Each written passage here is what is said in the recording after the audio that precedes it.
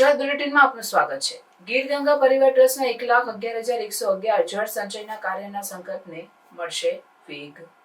ગીર ગંગા પરિવાર ટ્રસ્ટ દ્વારા અત્યાર સુધીમાં 8,000થી વધુ જળ સંચયના કાર્ય સંપન્ન। દેશના પ્રધાનમંત્રી નરેન્દ્ર મોદીના જળ સંચય જનભાગીદારીના વિચારધારાને પ્રતિષ્ઠિત કરતા ભારત સરકારના કેન્દ્રીય જળ શક્તિ મંત્રી CR પાટીલ દ્વારા આ કાર્યને વેગ આપવા માટે વૈશ્વિક સ્તરે જળનું જતન કરી સૃષ્ટિના સર્વે જીવજંતુ, પશુ પક્ષી અને જનની સુખાકારી માટે કાર્ય કરતી સંસ્થા ગીર ગંગા પરિવાર ટ્રસ્ટ દ્વારા 1,11,111 ચેકડેમના નિર્માણ કરવાના વિરાટ સંકલ્પના ભાગરૂપે આગામી તારીખ 12 જુલાઈના રોજ સાંજે 5 કલાકે કાલાવાડ રોડ કોસ્મોપ્લેક્સ સિનેમાની પાછળ આવેલ પેરાડાઇઝ હોટલ ખાતે કેન્દ્રીય કેબિનેટ જળશક્તિ મંત્રી CR પાટીલ સાહેબની અધ્યક્ષતામાં વિશાળ જન સંમેલન તેમજ જેટકો, PGVCL અને UGVCL દ્વારા સામાજિક ઉત્તરદાયિત્વના સંદર્ભમાં ગીર ગંગા પરિવાર ટ્રસ્ટને ભેટ સ્વરૂપે આપેલ 12 ટાટા હિટાચી મશીનના લોકાર્પણનો ભવ્ય કાર્યક્રમ યોજાશે। આ પ્રસંગે CR પાટીલની સાથે ગુજરાતના ઉર્જા મંત્રી કનુભાઈ દેસાઈની ઉપસ્થિતિમાં આર્ષ વિદ્યા મંદિર મુંજકાના પૂજ્ય સ્વામી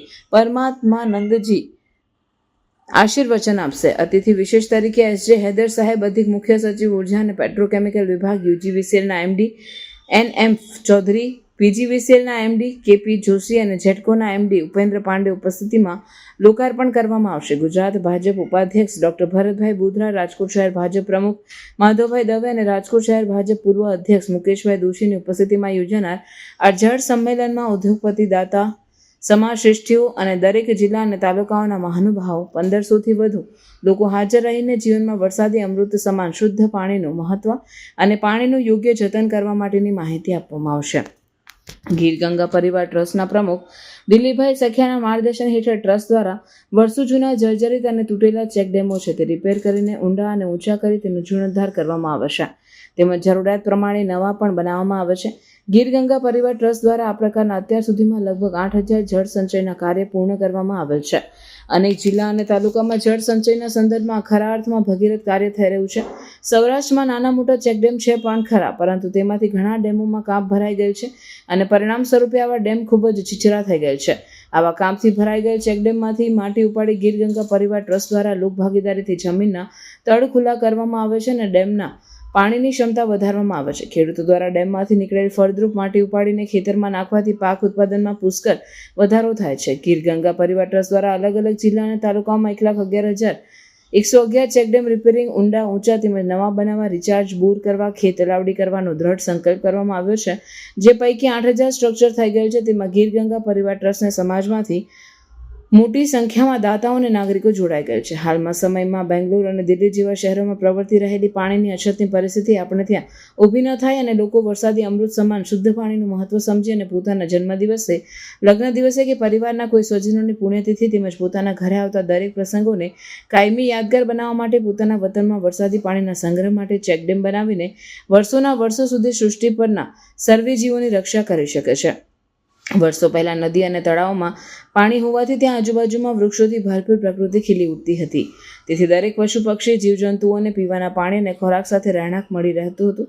પરંતુ અત્યારના સમયમાં પાણીના તળ ખૂબ જ ઊંડા જતા રહેવાના પરિણામે પ્રકૃતિનો નાશ થઈ જઈ રહ્યો છે। તેનાથી સૃષ્ટિ પરના અનેક જીવોનો પણ પાણીના અભાવે નાશ થઈ રહ્યો છે અને માનવ સમાજ પણ રોગિષ્ટ બની રહ્યો છે। ત્યારે ગીર ગંગા પરિવાર ટ્રસ્ટ દ્વારા સંપૂર્ણ લોક ભાગીદારીથી વરસાદી પાણીનું યોગ્ય જતન કરવા કાર્ય કરી રહ્યું છે। ગીર ગંગા પરિવાર ટ્રસ્ટ, દિલીપભાઈ સખિયા। જળ સંચય આપના દેશના વડાપ્રધાન નરેન્દ્ર મોદી સાહેબનું સૂત્ર છે, જલ સંચય જન ભાગીદારી, કેચ ધ રેન। એ સૂત્રને સાર્થક કરતી સંસ્થા ગીર ગંગા પરિવાર ટ્રસ્ટ કે જેનો વરસાદનું એક પણ ટીપું પાણી દરિયામાં ન જાય એના માટે પ્રયત્ન કરી રહ્યા છે। પાણી એક એવી વસ્તુ છે કે કોઈ બનાવી નથી શકતું, પાણી વિના કોઈ કામ થઈ નથી શકતું અને વિશ્વનો ઉત્તમમાં ઉત્તમ કોઈ ખોરાક હોય તો એ વરસાદનું પાણી છે। ઈશ્વર આપની ઘરે દેવા આવે છે, આ પાણીને આપણે કેમ રોકી શકાય? એના માટે અમારી સંસ્થા ઓલ ઓવર દેશની અંદર પણ કહી શકાય, જ્યાં પણ લોકોની, દાતાઓની ઈચ્છા હોય, કંપનીઓની ઈચ્છા હોય, ત્યાં અમે લોક ભાગીદારીથી જળ સંચયના કામ કરી છીએ।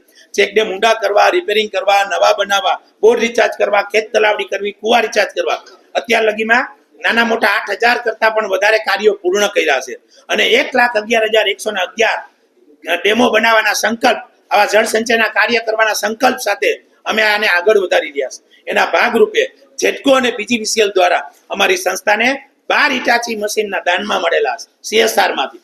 એના લોકાર્પણનો કાર્યક્રમ આવતી 12 તારીખે સાંજના 5 વાગ્યે આપના દેશના જલ મંત્રાલય દિલ્હી કેન્દ્રીય પાટીલ સાહેબ અને રાજ્યના આપના ઉર્જામાં કનુભાઈ દેસાઈ અને ઘણા બધા રાજકીય આગેવાનો અને ત્યાંના લોકલ આગેવાનો, સામાજિક આગેવાનો, ખેડૂતોની વચ્ચે એક જલ સંમેલનનું આયોજન કર્યું છે અને વધારેમાં વધારે લોકો પાસે આ મેસેજ પહોંચે એના ભાગરૂપે લોકોમાં જાગૃતિ આવે એવો અમારા ગીર ગંગા પરિવારનો પ્રયત્ન છે અને આ કાર્યમાં દરેક લોકો આમાં જોડાય અને આપણા સૌરાષ્ટ્ર અને ગુજરાતનો જે જળ સંચયનો કાયમી પ્રશ્ન સોલ્વ થઈ શકે, સ્વનિર્ભર બની શકે એના માટેનો પ્રયત્ન છે અને ગીર ગંગા પરિવાર ટ્રસ્ટના પ્રમુખ વતી હું લોકોને પણ અપીલ કરું છું કે આ કાર્યોમાં ચાલો આપણે બધા સાથે મળી અને જળ સંચયના કાર્ય પૂરા કરી સમગ્ર જીવ સૃષ્ટિ અને પશુ પંખી અને કલ્યાણ અર્થે પાણી બહુ મહત્વનો ભાગ છે અને આ કાર્યમાં આપણે બધા જોડ્યા અને આગળ વધીએ. અત્યાર સુધી કેટલા બનાવી ચૂક્યા છો? હજી આગળમાં કેટલા બનાવવાના? અત્યાર લગીમાં હવે નાના મોટા 8,000 કરતા પણ નાના સ્ટ્રક્ચરો ક્યાંક ને ક્યાંક તૈયાર કર્યા છે.